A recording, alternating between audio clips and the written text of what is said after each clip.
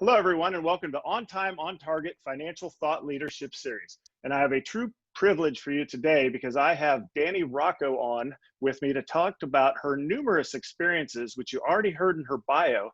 But leading up to what I am super interested in is her passion on taking care of veterans and veterans issues is what she really likes to be involved in. But there's so much in between that we need to hear about. So Danny, welcome. And why don't you go ahead and start us off with some of your backstory about your rather unique childhood? Well, thank you so much for having me. It's my pleasure. I love everything that you're doing. So thank you again. Of course. So yes, I did have kind of one of those unique childhoods. I'm that 1%. I had my son at 16 years old, the ones Okay. that, which led me on to, the projection of where I am today. So at the time I had him at 16, I was going to school, finished my high school diploma, went to night school, was going to college, waitressing, doing the best that I thought, that I was supposed to do it. 16 and a baby and on my own, mind you, I lived on my own. And then my dad called me up one day. I was in North Carolina. He was in New Hampshire, and he said, do you want to come and work for the family business? And I'm like, sure. I mean, it's not like I have, a lot I had a lot going on down there, but I didn't have like a lot going on down there. So packed up Jacob and we went to New Hampshire. We drove up to New Hampshire.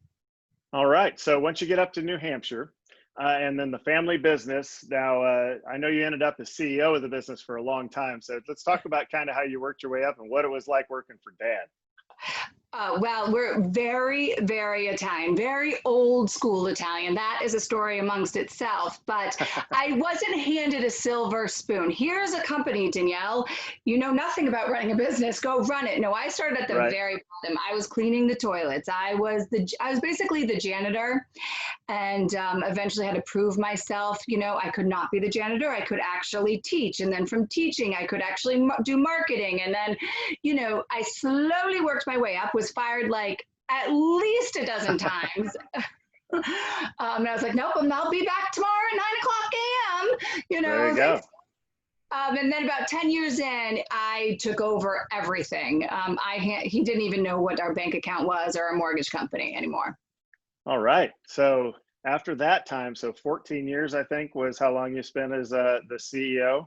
And tell us about that 10 experience. Years in, then 14, yeah. Yeah, so tell us about that experience, because really most people, when you think CEO of a business, you're 40 years old, and here you were late 20s, early 30s, right? So tell us about that experience. Also, with Jacob at that age, and how was that? What was that like?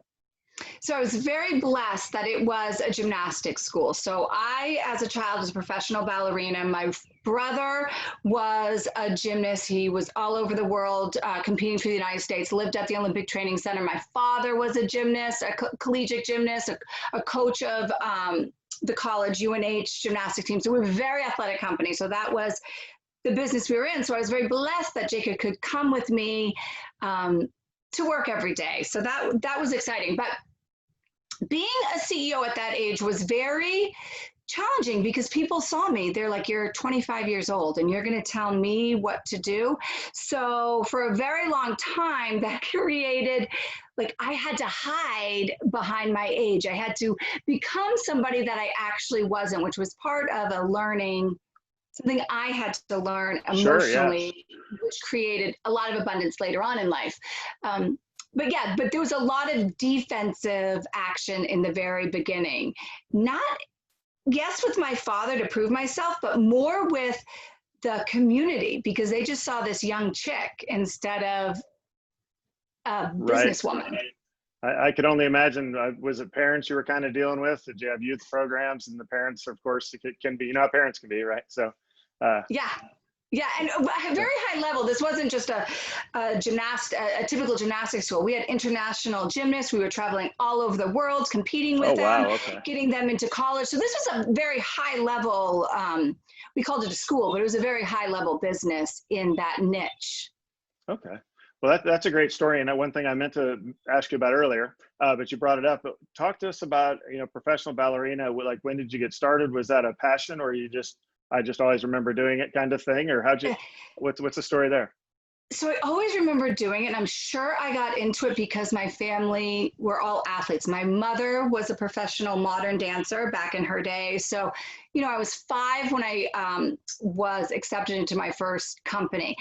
Oh, wow. They would probably call it child abuse now. What we had to do, like, you went in, it was all day long. Your parents were not allowed to watch. I just remember walking into this grand ballroom and these massive doors shutting, and a man in the back of the room in this, it looked like a crown, like a chair, like a king's chair, with a staff.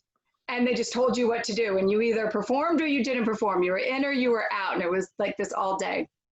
Wow, that's crazy. My kids, I have 2 daughters, a high schooler and a middle schooler. They used to do cheerleading, and it was very similar where parents were not allowed to watch.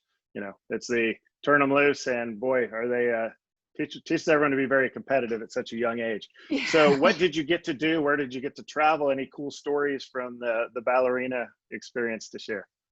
I was young because I stopped around 13 or 14. So I was a child protege, Okay. which is probably so much different than being an adult ballerina. So my career was from 5 to 13, and I was at the Louisiana Ballet Company. That's where I started. And then I moved to a couple different smaller companies in North Carolina. When my mother moved there, my parents were divorced, so I lived with my mother. Okay. So my experience would be much different than if I was doing it in my 20s or 30s. I just remember, to me, it felt like waking up in the middle of the night to go perform. And it was probably like a 6 o'clock show, Right. Okay. Well, thank you for sharing that. That is a great story and very cool thing for you to be involved in. And Yeah. so let's go back to the CEO. So you spent so many years as 10 plus years as the CEO of a company, and then you moved into your next career, which was then coaching CEOs. So which seems perfect, right? Because you have 10 years of experience, even though you're kind of younger than this normal CEO age or a normal CEO coach. So talk to us about your entry into coaching CEOs and that experience. Yeah. So when my brother and I decided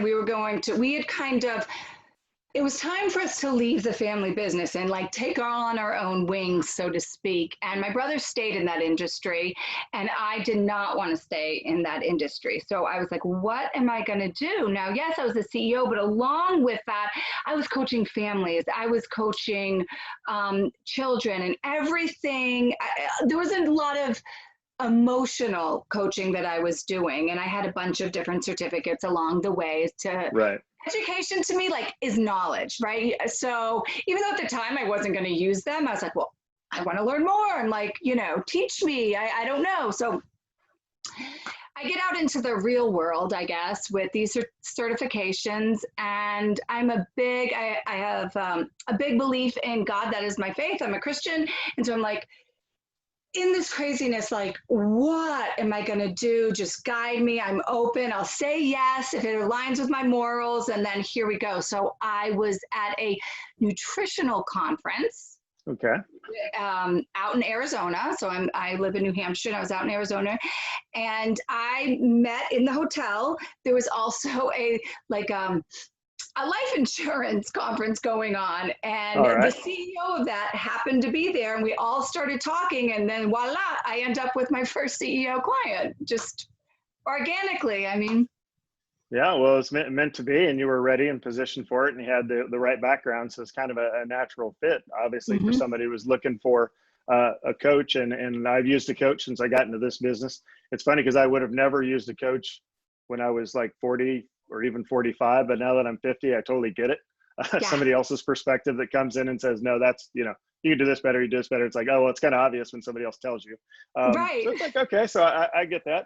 All right, so any cool experiences while you were coaching CEOs that you want to share? The best part that I loved was the traveling. I love to travel. That was one of the best things about owning a gymnastics school. I was going all over the world, all over the country, constantly competing, seeing and meeting people. I'm a chatty Cathy by nature, so it fit very well. Even though I'm shy, I am a chatty Cathy once you get me going. But so that was really fun. Which would be actually the reason why I had to leave that industry, but they would call and be like, hey, can you be in Chicago in 3 days? Or how does Greece fit in your schedule in a week? And to me, yay, awesome, but I'm Right. married and I have 6 children. So it's not a good time and place in my life to be able to do that. But so travel was very cool and just fascinating, which I loved about CEOs. And then maybe it's because the average CEO is, 55 and above, and they're ready to work. And I mostly worked with the relationship side of it, helping them have that same powerful relationship at home as they do in their company. But they want to work. Right. This is my issue. I'm blinded by myself. Help me, get me from A to Z. No, that makes perfect sense. You did mention family, so 6 kids. Congratulations, that's amazing effort and achievement in itself. Now you have a story about your youngest in the military, and go ahead and share that with us. Yeah, so my youngest, Jacob, well, he's my oldest, I guess, but when I had him, my youngest. Yeah, sorry. Yeah, he is. There's something maybe about your first child. There's also something about when you have them so young, because I never raised my children being their friend. I am your mother. I will support you, but I'm not your friend. This is my philosophy. But when you're growing up yourself and you're having a child grow up right next to you, you're not friends, but it created this different bond for me with him, this different emotional attachment. Not better, not more than my other children, just very different experience for me. And so when he decided, actually 8th grade, he was going to join. He first was going to be a missionary, and then he decided he was going to join the military. When he hit high school, he joined ROTC. And he was going to be a Marine, and that was it. And that changed me. They say there's certain things that in your life that change you. One was having him at 16. One was leaving. One of my big things was leaving the company, our family business. Another thing was, a car accident that I should have died from. Like, these were massive changes of me as a human being. And him joining the military and going through that as a mother definitely evolved in a different way. So I assume with being a Marine, he probably did time in Iraq and Afghanistan, all the lovely places that I've been to. Yeah, he was a little later than that. So he did more of, he didn't see any like combat. He did more MEWs and training. MEWs are like training, for people that don't know what a MEW is. So all of his deployments were more like MEWs or going in and training different countries and reenacting instead of actual combat. Sure. Well, still good experience, and thank him for his service. And thank you as a mom. That's one perspective I don't have. I could only imagine what my mom was thinking for 20 years when I was out and about. I know she was always worried, but I can't imagine what the emotions would be. So that is kind of a tie to the military. And let's transition now. So you did some CEO coaching, you did some life coaching, and then you have some amazing projects. And this is the backstory on how I found Danny. Was I knew that I had a handful of people here that I locally had built relationships with here in Texas. And I was kind of looking for a vocal proponent of veterans. So I went online, I started looking for veterans podcasts, and Danny's name popped up, and I saw the Devoted to a Soldier, and I was like, well, that looks amazing. So I did about literally 60 seconds of research and loved everything I saw, all the different projects. I can tell your heart's in it. I can tell your passions with supporting the military. I love that, obviously. I love the flag in the background. I just love all of it. So why don't you start telling us about how you got started working with veterans, and pick one of your projects, and you can start with that.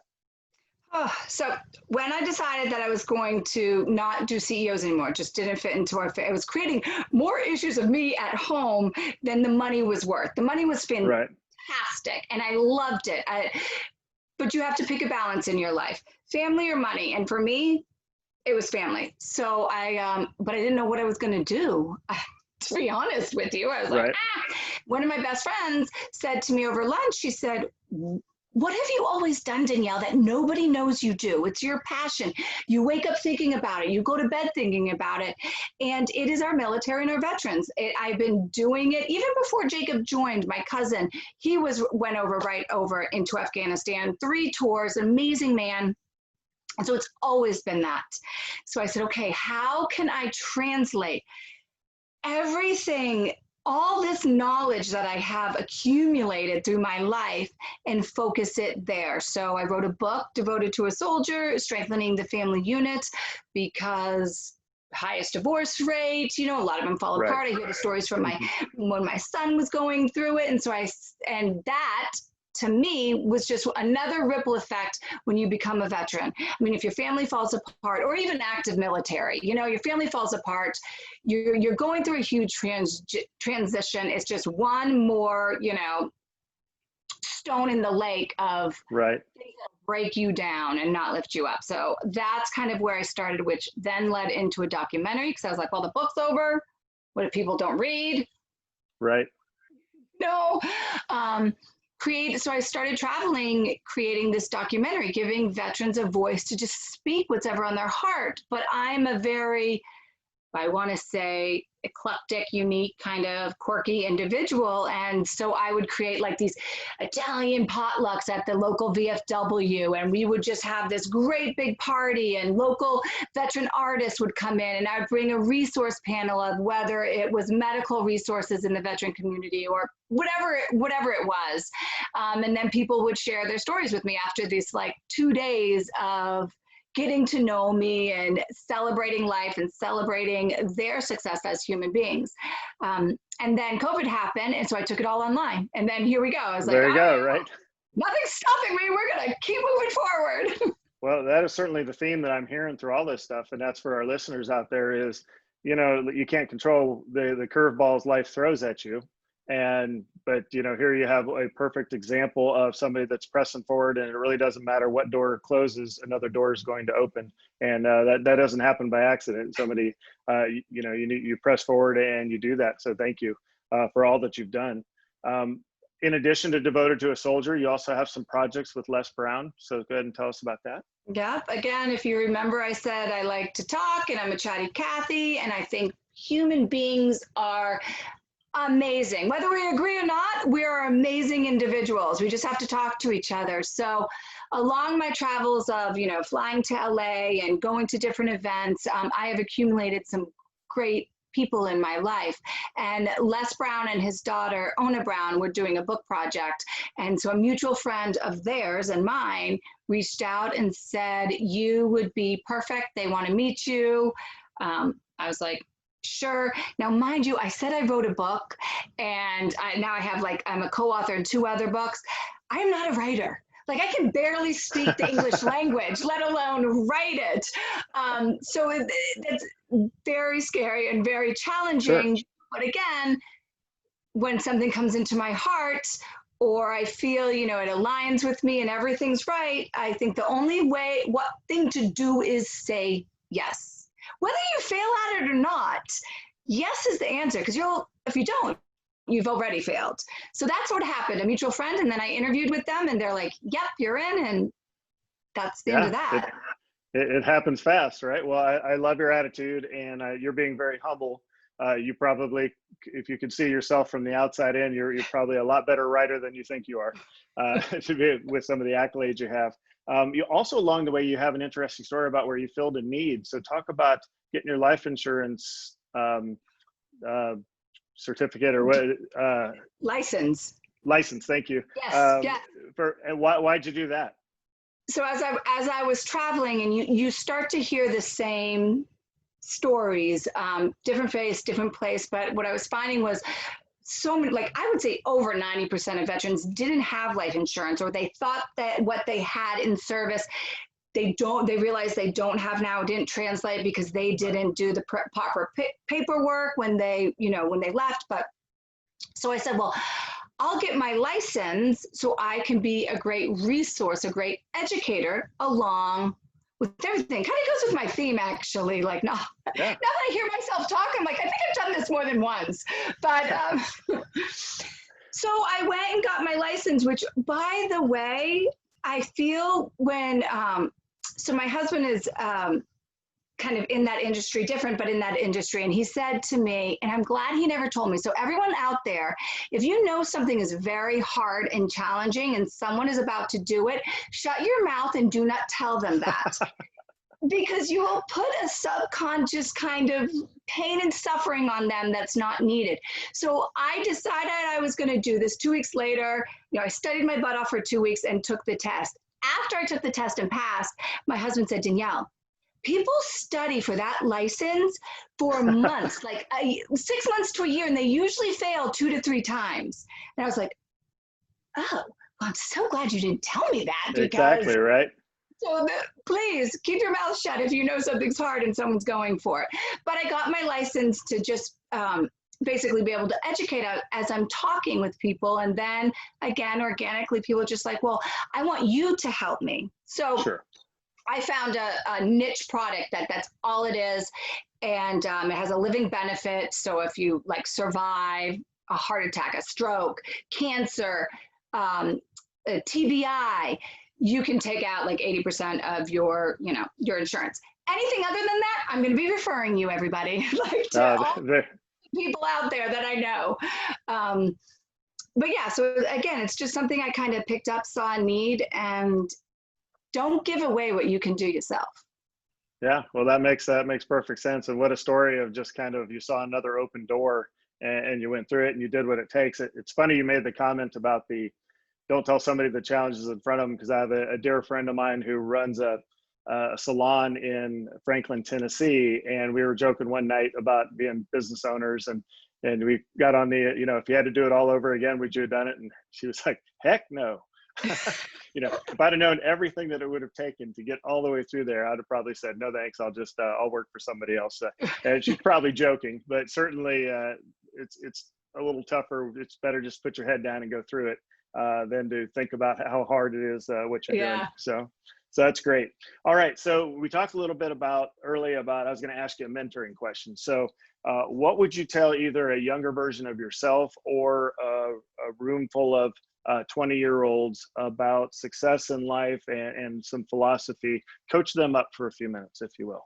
All right. So there's a couple things that come to my heart when I hear you say that. And one is, you cannot create your career and dreams around somebody else due to what you feel is your responsibility or your duty, because you're going to create a miserable life. You're going to create a life where you are just in a tunnel.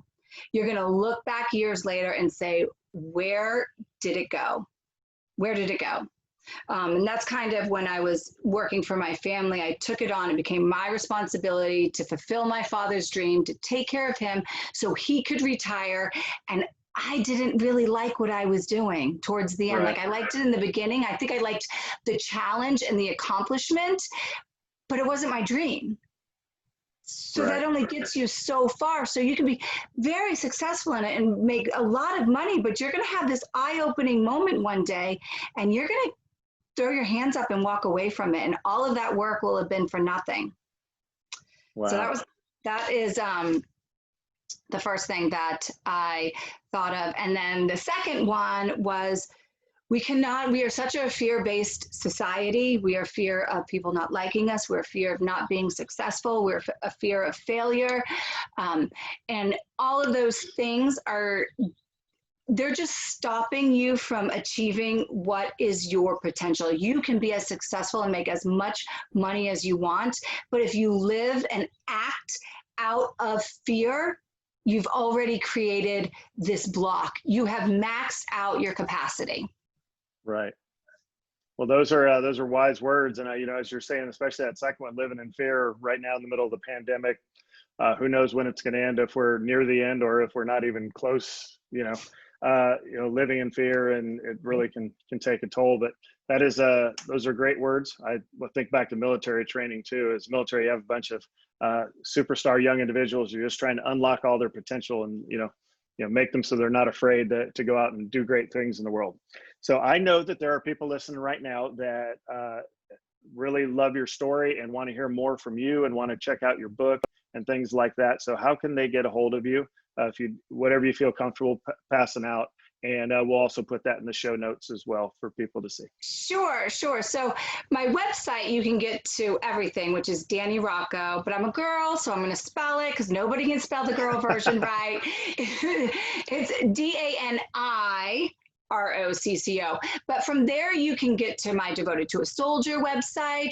You can get to all my social media platforms, all the interviews that I do, all the live resource panels with some amazing people, my daily snippets, my life insurance, my books. Everything is kind of right there for you to click on of whatever the interest is. Because there's, like I said, I'm a little eclectic, I guess. So there's a lot of stuff what's there. your flavor? There's a lot of stuff there, that is for sure. And that's how I knew I wanted to bring you on, because it's a story of uniqueness. And so thank you for coming on to the show today and sharing your story. And for our listeners out there, you've got a motivational story. I was inspired by it. Hopefully you can take some of those lessons that Danny was talking about and the experiences she's had to apply that to your life. And with that, I just wish you all the best, and I hope you stay on time, on target with both your financial and career goals out there. Thanks for listening in. All right, good job.